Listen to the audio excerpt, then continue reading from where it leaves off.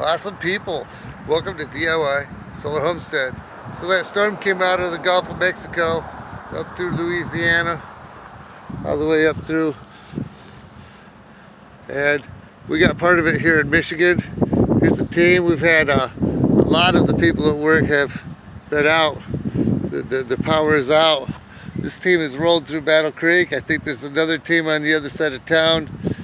They've been rocking it out, getting power back up. We're all dependent on the electricity so bad. Well, most of y'all anyway. I got a 25-foot extension cord. My computer is going off grid today. That's how that's working.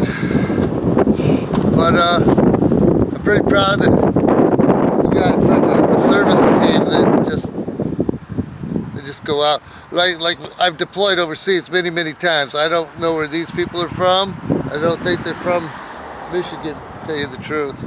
I don't know these symbols on the trucks. Letter C, EC. I don't know where they're from, but they're here, and that's what we used to do on our trucks when we were traveling through different states. We would just get on our army trucks and we would do our thing. Then we'd have to hunker down on cots wherever, and sometimes tents, sometimes we just sleep in our trucks.